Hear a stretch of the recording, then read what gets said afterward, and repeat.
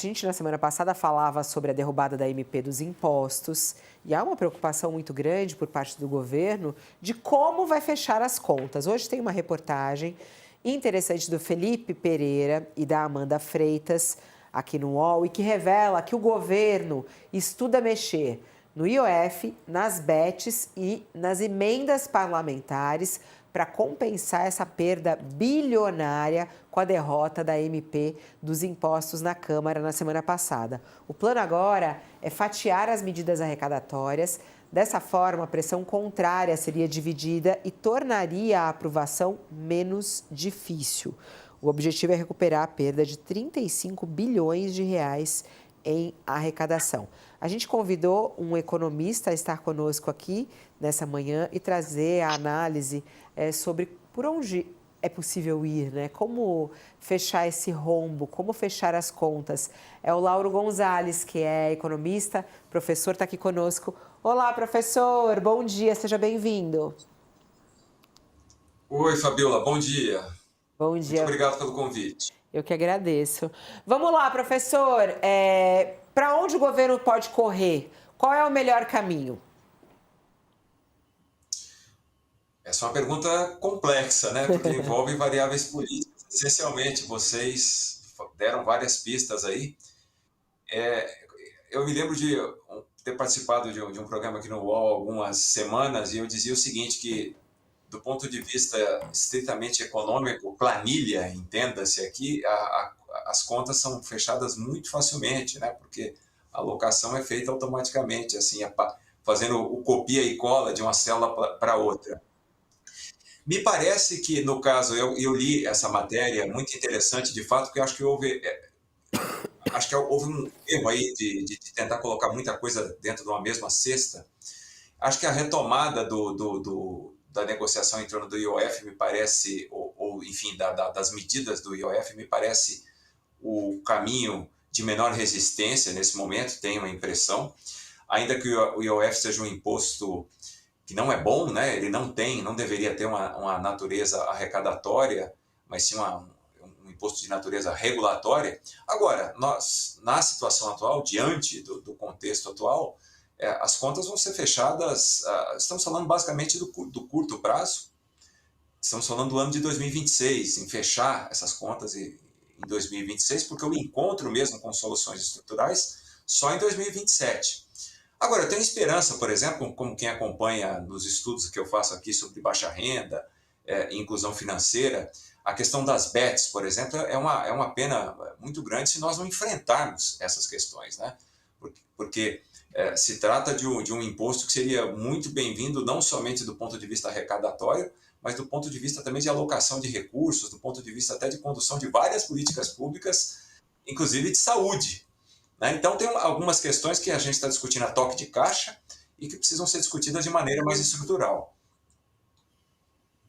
Olha, professor, é muito curioso isso que o senhor está dizendo, que é tão óbvio, né? Que as bets precisariam ser tributadas. É tão óbvio que não faz nexo deixar letras de crédito agrícola e imobiliário sem tributação, né, isentas de tributação. Mas, curiosamente, o governo já tinha cedido isso. Na votação daquela medida provisória, muita gente achou até que foi melhor derrubar mesmo aquela medida provisória, porque o governo que tinha cogitado elevar a tributação dessa jogatina eletrônica, as bets, de 12% para 18%, ali no roça-roça da negociação política, submetido ao lobby das bets, acabou reduzindo, desistiu, não, 18% não, vamos voltar para os 12%. Também desistiu de tributar LCA e LCI. Não é? Não lhe parece que a essa altura, considerando que não há uma definição quanto ao resultado eleitoral de 2026, considerando que seja quem for o presidente, tem um buraco a ser administrado aí, tem um problema fiscal a ser administrado, essa altura seria melhor enfrentar essas questões e também a questão do gasto tributário, esses mais de 500 bilhões que são distribuídos aí anualmente na forma de mimos, isenções. Não seria o caso de enfrentar esses problemas e a política não deveria lidar com isso agora, em vez de esperar até 2027? Eu tenho dúvidas, Josias, eu entendo o seu raciocínio, mas eu tenho dúvidas se a estrutura de incentivos iria nessa direção. Porque, repare, se houver uma tentativa de enfrentar de maneira estrutural essas questões, isso provavelmente favoreceria, pelo menos é o que os economistas esperariam através do canal de expectativas, das expectativas, elas melhorariam e isso traria benefícios para o governo atual, para o governo do presidente Lula. E com a situação polarizada que vocês acompanham muito bem no dia a dia aí no Congresso, todas as questões políticas, enfim, vocês sabem que 2026 é hoje, né? Nós temos essa situação e me parece que essa discussão sobre a questão orçamentária e a rejeição que aconteceu agora na semana passada reflete esta polarização. Então, eu tenho dúvidas se haveria essa disposição para o enfrentamento de questões estruturais nesse momento, Josias, justamente por conta da interpretação de quem provavelmente colheria os louros, né? Quem se beneficiaria dessas mudanças. Claro, isso pensando do ponto de vista pensando politicamente, até porque não tem como a gente separar, a gente está falando essencialmente de uma questão de economia política e não uma questão só técnica, não só de economics, como os economistas costumam dizer, né? Essencialmente é uma questão de economia política.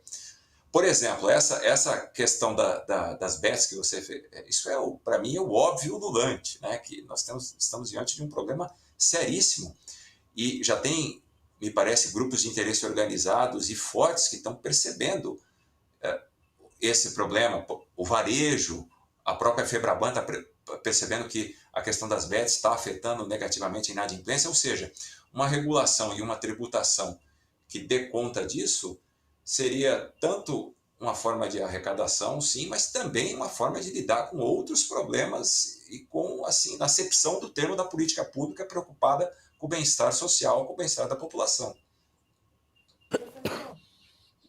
Isso que o governo está falando, que ele estuda, dar o troco no Congresso, mexer no IOF, nas bets e nas emendas, é um discurso político, né? Retomar aquele discurso de que é um governo que enfrenta o Congresso e que defende os pobres. Porque se a gente for olhar essas medidas, o IOF é dar voz àquele discurso político de que enfrenta os ricos. Porque mexer no IOF é você jogar areia na engrenagem do sistema financeiro, é ruim para a economia e é uma medida que foi fragorosamente derrotada no Congresso, de novo, ia ter uma resistência muito forte no Congresso e de todos os agentes econômicos. Bets, como o Josias colocou, o próprio governo recuou dessa medida, é uma medida necessária, você teria que colocar aí um imposto do pecado proibitivo em cima disso, mas tem um lobby muito forte no Congresso Nacional. E você dizer que vai cortar a emenda de deputado num momento em que o Congresso tem uma força enorme e que as emendas são cada vez mais impositivas, é jogar para a plateia. Então, o governo está dizendo que está estudando isso daí para tentar ganhar discurso nas redes. Para mim, obviamente uma movimentação política mais do que concreta e real. Isso posto, eu queria trazer para o senhor uma pergunta mais concreta. Qual que é o tamanho do buraco fiscal que o governo realmente tem? O arcabouço fiscal do ministro Fernando Haddad, dada a derrota que ele sofreu com a MP 1303, ele já está fazendo água? Para o senhor, as regras fiscais do governo Lula hoje, elas já estão esfaceladas, elas já fizeram água ou elas ainda estão de pé? Olha, só antes de responder a tua pergunta, eu concordo plenamente que aqui, essencialmente, estamos falando de uma questão política, né? Agora, me parece que certas medidas, para quem estuda essas questões e está preocupado não somente com a questão fiscal, mas também pensando na necessidade de ajuste estrutural no conjunto das políticas públicas, a questão das bets é bastante óbvia e a questão da isenção dos títulos também, das LCAs, das LCIs, dos CRAs, é bastante óbvio. Tem uma série de problemas derivados daí, né? Ainda que ao defender essa posição, isso vai ser utilizado politicamente por ambos os lados. A ideia do pobre contra rico, por exemplo, se insere exatamente nesse contexto. Você tem toda a razão. Mas o que não quer dizer que não haja políticas desejáveis aí que possam ser defendidas, mas enquadradas dessa maneira. Em relação ao número especificamente que você falou, o 0,25% do PIB é o número mágico aí que o governo tem, né, com uma pequena margem, mas isso, na verdade, para o próximo, a gente está falando aqui do curtíssimo prazo. E com a rejeição da medida da semana passada, não me parece que vai ser muito difícil, com algum remendo, buscar recursos para que o arcabouço, essa meta seja atingida no curtíssimo prazo, Raquel. Agora, o problema, e acho que é aqui que a gente precisa entender, o arcabouço ele não vai produzir os resultados que ele próprio prevê com as regras atuais. Então, existe um encontro marcado com a revisão do arcabouço, necessariamente, a partir de 2027. E 2026 é o ano de eleição. Portanto, a gente está falando aqui os números vão ficar seriamente comprometidos justamente a partir do primeiro ano de um próximo governo, quem quer que seja esse próximo governo. Porque daí vai haver uma pressão, uma compressão muito grande dos gastos discricionários à medida em que os gastos obrigatórios vão crescer muito.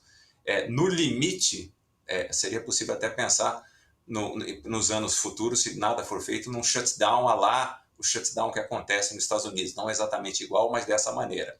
Agora, no curto prazo, o tamanho disso, Raquel, é relativamente pequeno e o governo certamente vai conseguir, com algum tipo de ajuste de curto prazo, resolver esse 0,25% do PIB, que é a meta. Agora, o problema é a partir de 2027, e lembrando que esse equilíbrio é fundamental, inclusive, para a continuidade de todas as políticas públicas. Então, temos um encontro marcado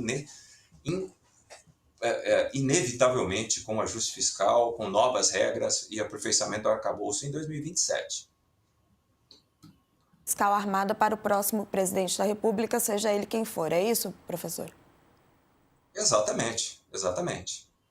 Isso aí vários economistas falam aqui, todo mundo deixa isso bem claro. É por isso que eu estava dizendo há pouco, né? Que se houvesse racionalidade no sistema, como você tem o prenúncio, uma disputa eleitoral apertada em 2026, os dois lados deviam estar se entendendo para organizar essas contas e para que esse buraco não fosse ainda maior para o próximo presidente. Mas, infelizmente, o Brasil é um país pouco óbvio. Pouco óbvio, ou muito óbvio também, né? Josias generoso. Josias, eu me lembro de uma frase, eu lembro da frase de um político francês, ele dizia: todos nós sabemos o que fazer, nós só não sabemos como é que nós vamos ser eleitos se nós fizermos isso. É bem isso. Muito bom. As lógicas mudam, né? As prioridades. Professor Lauro, muito obrigada por estar aqui conosco. Ele que é professor da FGV, coordenador também do Centro de Estudos de Microfinanças e Inclusão Financeira lá da FGV. Obrigada, professor, por estar aqui conosco. Até, um bom trabalho.